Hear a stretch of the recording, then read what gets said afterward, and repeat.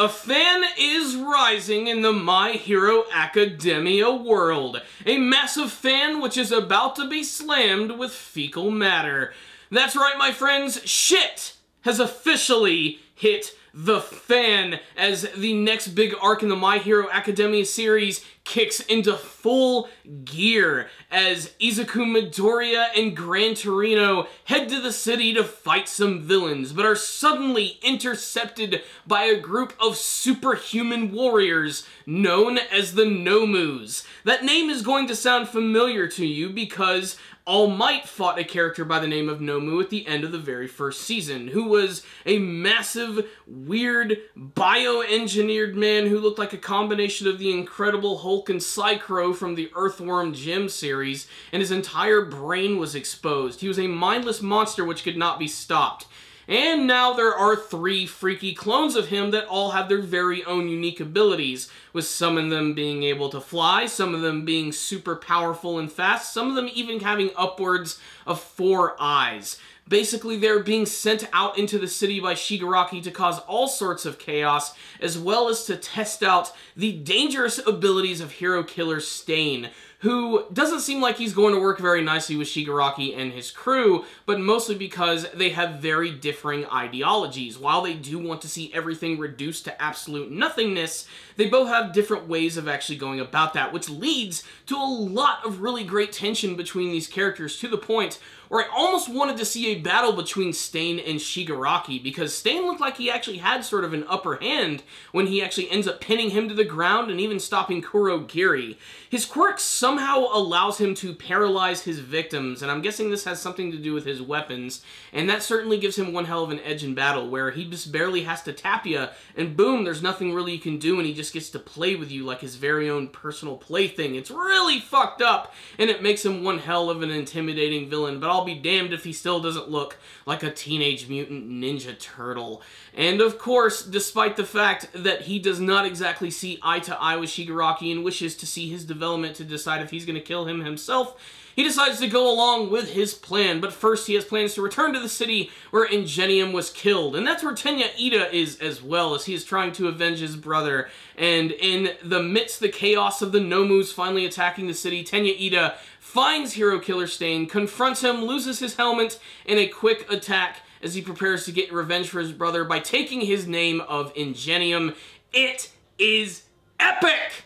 I absolutely love it. And I'm not even talking about all of the cool freaking training scenes between Izuku Midoriya and Gran Torino. I absolutely love that all of his training is being done in some old man's kitchen. It's such a unique setting, but manages to be one of the coolest settings that I've seen from the show, as watching Gran Torino fight is really damned impressive considering how fast he is, and Izuku Midoriya is getting really great at using the one-for-all abilities by allowing it to course through his entire body. He even manages to catch Gran Torino off guard and even causes a very small amount of damage to him. Although, after fighting continuously for a couple days, that's when Gran Torino decides they need to go to the city so that he can fight some other opponents, so he just doesn't get used to fighting one person. But like I said, they end up running, unfortunately, into the Nomus, which intercept them when they're on a train and start to rip through, and Gran Torino ends up taking out one of them by himself by kicking it in the face, grabbing onto it, flying out of the train, and slamming into a building, while all of this chaos just ensues. It's just epic, and for it to happen so soon after the end of the last arc is awesome. I will say that I absolutely love the pacing of My Hero Academia, how it wastes very little time in actually getting to the action and what they're actually trying to do with the story. It really is kind of like the perfect combination of like traditional anime and American superhero comic books. I really do love it a lot. So, what's the rundown on this week's episode of My Hero Academia? This episode was great. I absolutely loved this one right here. I especially love that we got to delve a little bit more into the heads of the villains in this one. That whole little philosophical battle between Stain and Shigaraki was really intriguing. I especially love that Stain himself is trying to go after a society which he considers to basically be a completely dirty one. And he refers to a lot of the acts that we actually see in this episode with all of the hero students doing their internships with all the different people who are teaching them, some of which lead to some pretty funny scenes, like the fact that Ochaku's teacher is got this weird, like, cutesy, happy appearance about him, despite the fact that his name is Gunhead. You have that one super vain, super hot superhero chick who's basically just doing a big photo shoot and just sort of trying to appeal to her fan base. You have Fourth Kind, who just loves beating the hell out of Tetsu Tetsu and Kirishima, which is very satisfying to watch. And then there's Blue Genist, who is trying to transform Katsuki Bakugo's hair into something a little more smoother, but his explosive personality does not allow that to happen. It's a lot of really great visuals before we move on to the intense action, such as the training sequences with Izuku Midoriya, and of course, the final scene of the Nomus coming out, which all look really creepy. I love that they all have their own unique designs, with one of them being basically just 90% brain and a lower jaw, the other one being some sort of like giant bat creature, and of course the four-eyed version, which ends up fighting against Gran Torino. They all look really super creepy, and they even delve into them a little bit in this episode, that they're these beings which bodies consist of multiple quirks, which allows them to be the perfect fighting machines, but in exchange for all this power, they're basically hulking berserker beasts, which cannot be stopped. So yeah, this episode was awesome. I absolutely loved it, and I highly recommend that all My Hero Academia fans